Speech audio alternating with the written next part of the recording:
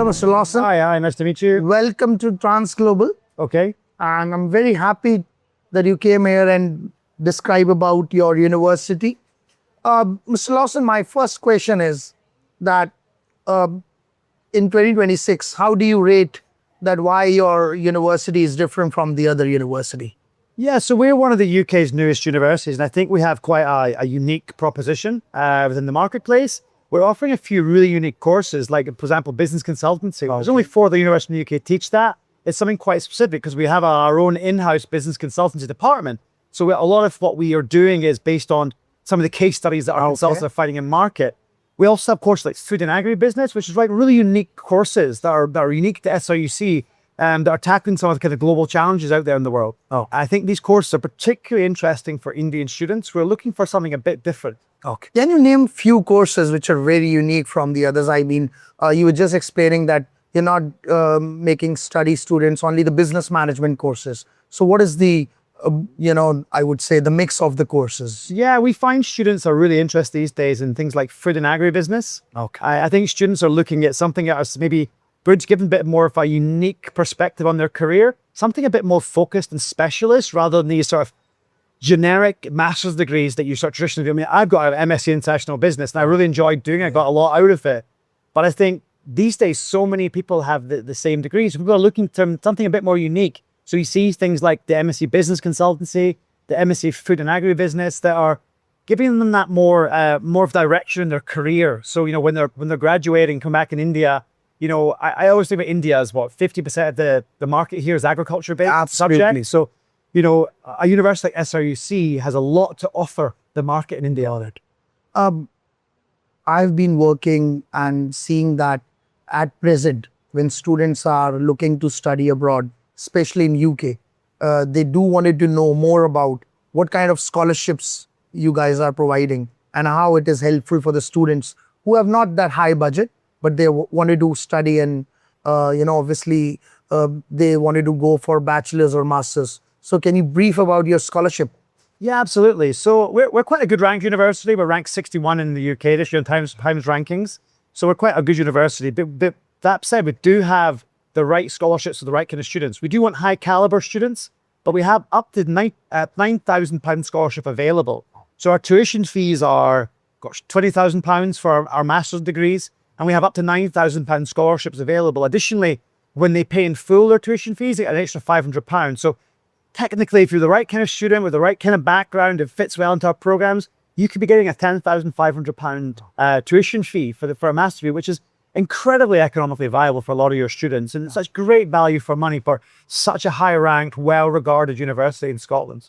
Yeah, that's the best thing, I guess, working with so many universities. But this is, I would say, one of the cheapest after, getting the, if you talk about the scholarship, this is one of the less fees, 10,500, no university is giving that. Well, listen, that scholarship is our biggest flagship scholarship, and that's for the right kind of caliber of student, so the right quality of student that we offer these scholarships. It's not for every single student, and for the right student with the right background, who can add a lot of value at SRUC, we're absolutely happy to have them. That's exactly the kind of applicants we want, or students who are aiming for those big scholarships. Absolutely.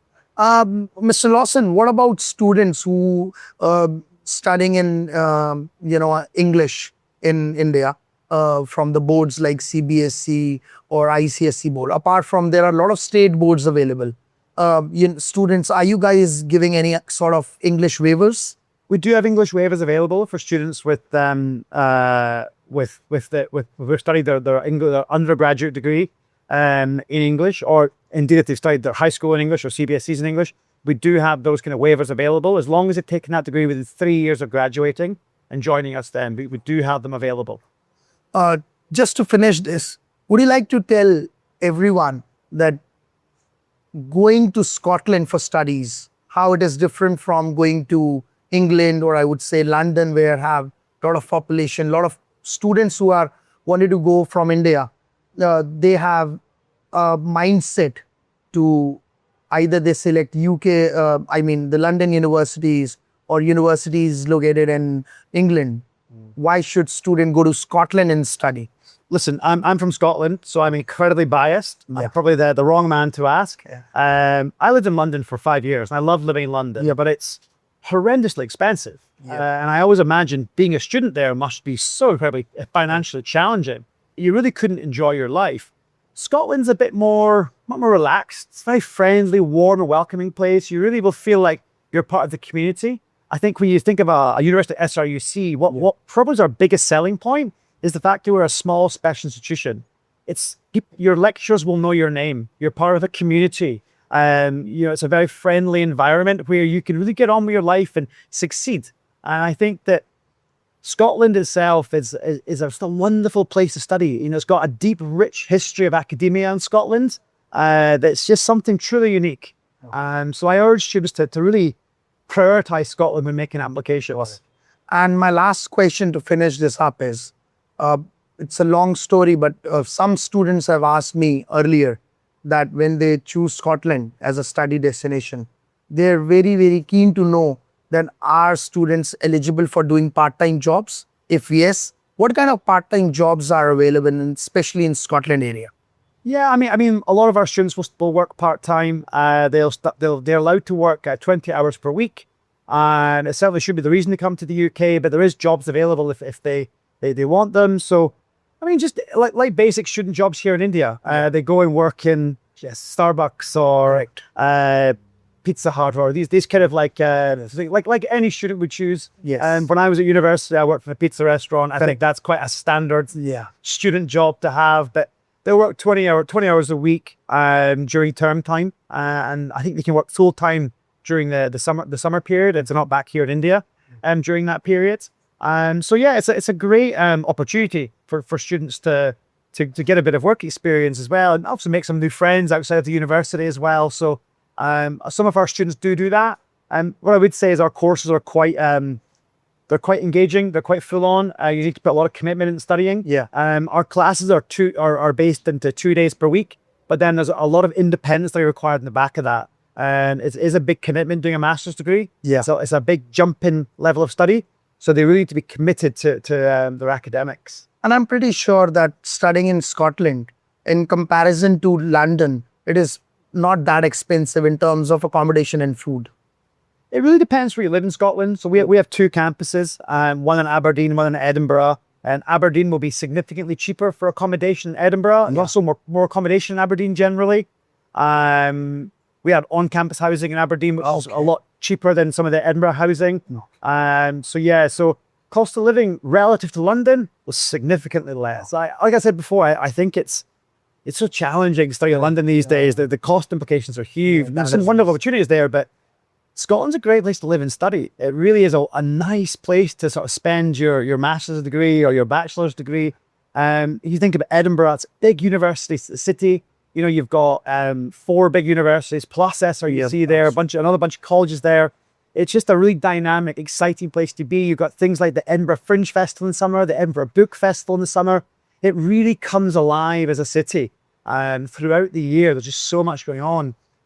And just to sum up, once a student is going to graduate from either the undergrad or the postgrad, how your university is helping them to either get internship or the full-time jobs?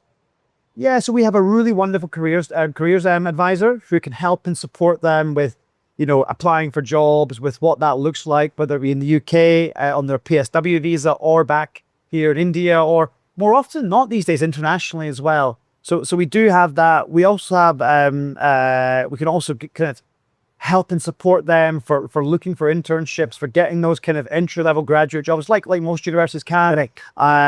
We're quite uniquely placed, and we have such great links with industry that they can really, and all of our degrees as well, that are quite, our students that come out quite job ready. We very much focus on teaching what the industry is requiring and what they're looking for. Thank you, Mr. Lawson, Thank you so much for a wonderful brief on the university. And we definitely give you that once we start counseling students from SRUC, you will definitely see a lot of applications from us. Thank you so much. Thank you very much. Thanks.